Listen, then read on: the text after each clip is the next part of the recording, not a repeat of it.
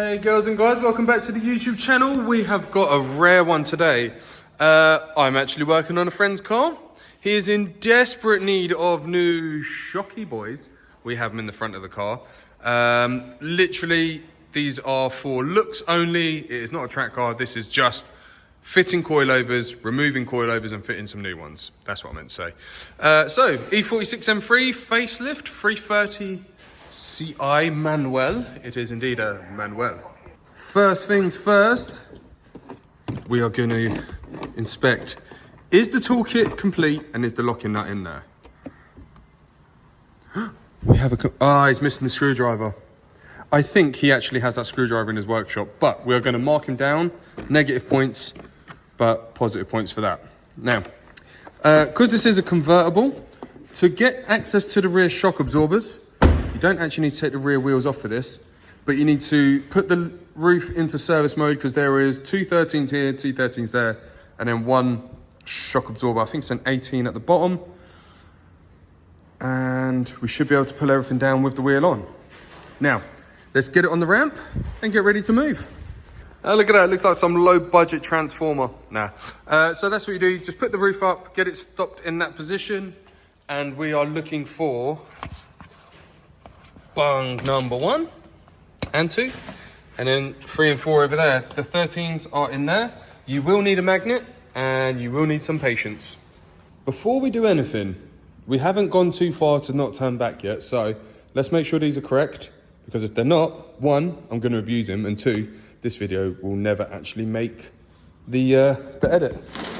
So in this, I think these are Joms. Yeah, they are Jom coilovers. So we've got 2 rear springs, very nice and blue, matches the colour of the car, and the owner's nails. So them 2 rear shocks, rear adjusters, rear shock absorbers, rear springs. I meant springs, not shock. And the front, everything bar top mounts, which is fine. We can swap these ones over. And that's it. I don't think we're going to need... The car's already got short and drop links, so that's not a problem. All we need to do is set the heights up, grease all the threads, and get them on. This should be quite a nice, easy procedure. As he laughs to himself, thinking what is about to go wrong.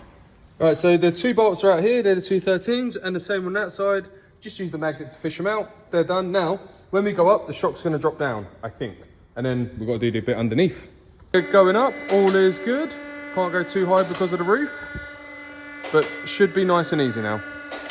So now the shock is just chilling there. We are going to buzz that bolt out, and the same on that side, and get the springs out. I mean, the springs are already ready to come out. As soon as this sun's done, it's just gonna wallow one down, so I've got to be careful not to take a spring to the head. Same on this side, spring is ready to flop out. So 18s, a little bit of loose juice and clean that up. All right, 2 rear shocks out. Now next for the springs, I am hoping they're going to come out of there. The exhaust side is always the more difficult side, because obviously you got the exhaust in the way. So let's try and wiggle and wangle them out. All right, well, coming out of this one, I said it was going to be difficult. Has that snapped? No, it hasn't snapped.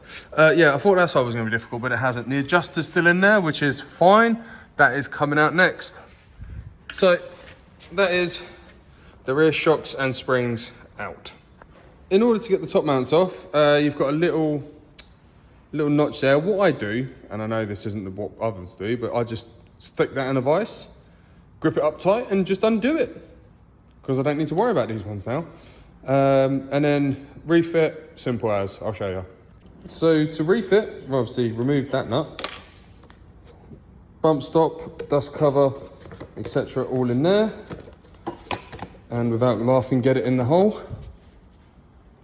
It's difficult to do one-handed. 1 second. Right, now you've got your bump stop and dust cover on, top mount on, washer with rubber mount on, and you could use the old nut, but we have new ones. So we'll get that one nice and tight, and then we'll do the same to the other side and get them both done up tight and then feed them onto the car. This is what I meant by wedge it in the vise and then just use your 16 and crack it off and undo it. The rest you can spin by hand. All right, we've got the 2 top mounts on, and now we're just gonna, well, what we're gonna do next, clean up the bolts, put some anti-seize on there, and slip these into the car first, and then do up the 18s at the bottom last. because these are more difficult to get in at the top than it is to get it in at the bottom. Okay, so shock absorber 1 is in place. Now I'm going to use the tissue trick. Where does that come from?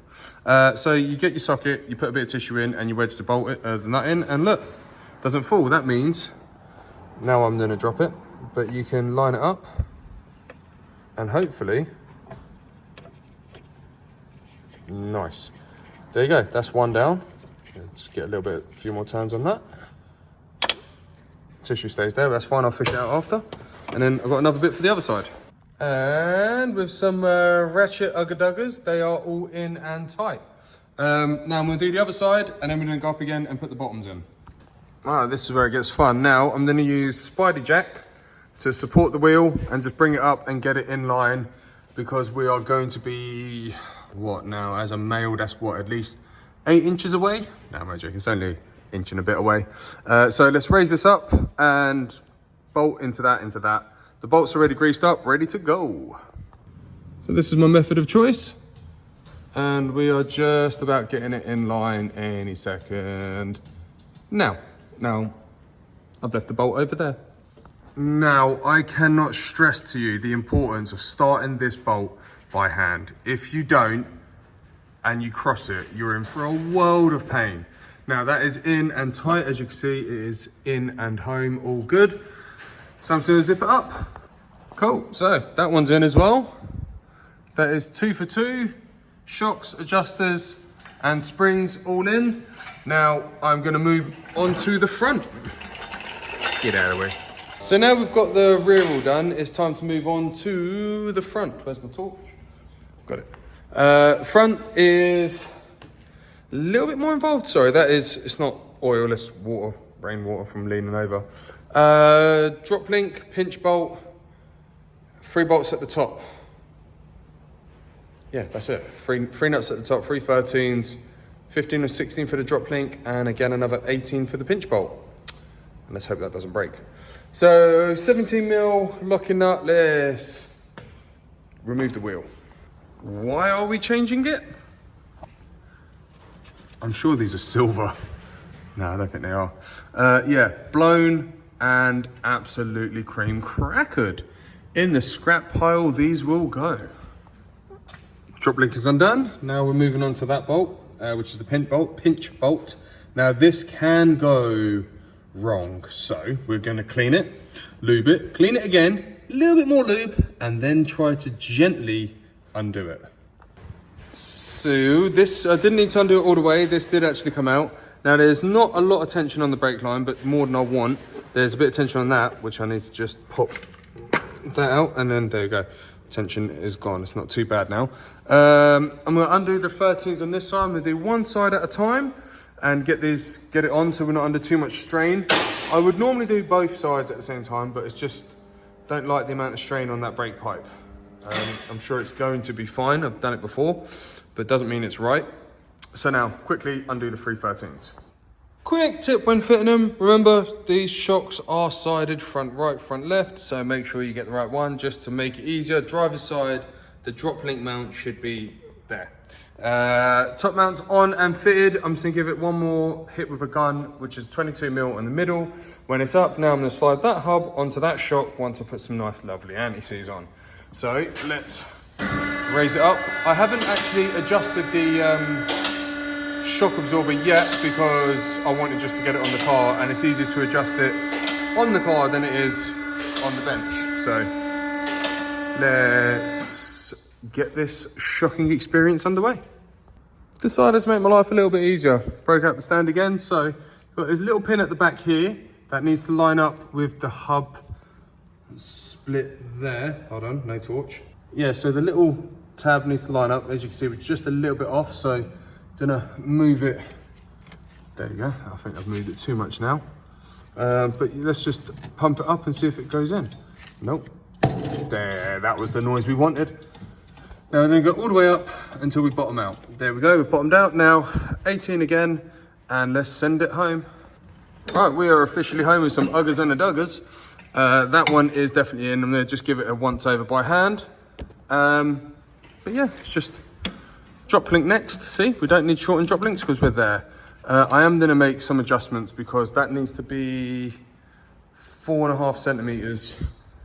That is not. We are straight on side 2. So rear's all done, front right is done, and now we're on to front left.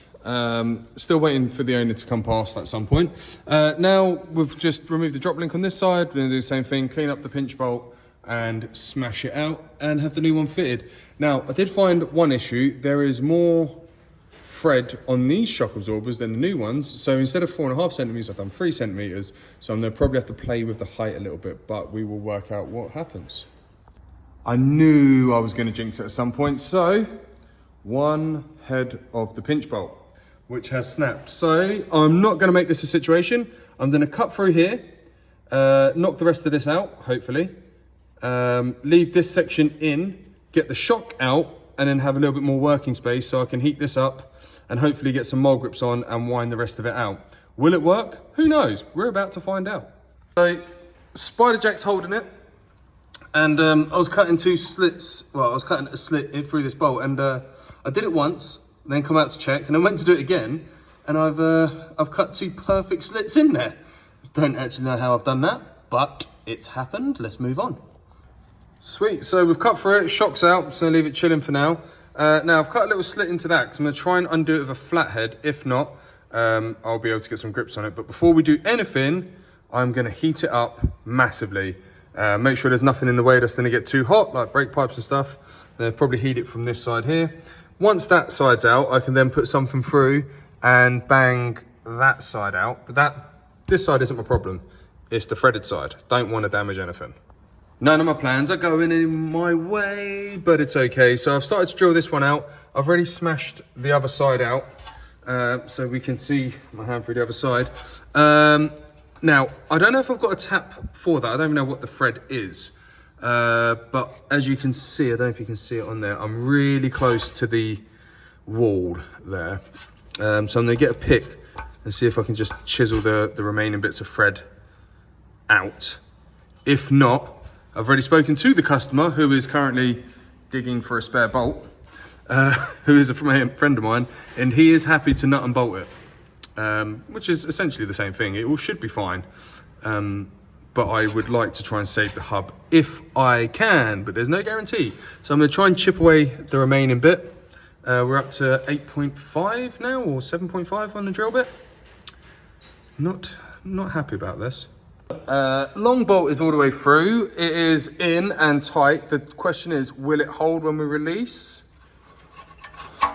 Spider jack is out. Hub has stayed in position. Now, I know that's tight. When we've done it up, I could actually see the hub pinch together, but I am going to go over it and do it double FT. It is still an 18mm bolt. We've managed to find a direct replacement, just a longer version, because obviously direct replacement would be tapped into the hub. We have ordered a tap for it, so we are going to run a tap through it and actually tap it out to a size up on the bolt or whatever we can do with it. At the moment, nut and bolt, it's absolutely fine. As long as it's double FT, it should be absolutely fine. Like I say, it's not exactly a track car or anything like that. It is literally just a road cruiser, but it still needs to be safe. This is the best solution we have, given the fact it's 7 or 8 o'clock at night on a Monday. And no one really wants to be doing this. So double check everything, then put the drop link on, adjust the coilovers, and go from there.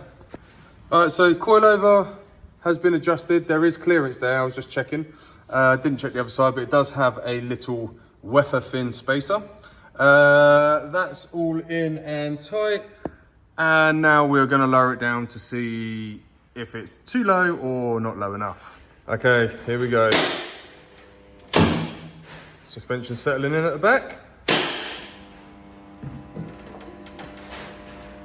Okay, that's not too bad. That's not too bad. That tyre's flat. I was expecting that to be a lot worse. Right, so she is nearly ready for a road test. We can hear that Roadtrek supercharger whining away there. I'm only joking. We have got a pulley that needs replacing, which is on the to be continued list. So roof has all been closed. The bolts at the back have been tightened up. So double check these quickly and the top mounts, and then take it for a little drive. All right, we are going on a road test, and I am definitely feeling a little bit too low to the ground. Someone has their seat far too back for my liking. Look, that's the owner back there. Look how happy that man is. All right, well, now we've done a nice little road test. This one is driving a hell of a lot better. It is coming in for an alignment after, but we'll let the suspension settle and then we'll do some height adjustments. So for now, this one is done.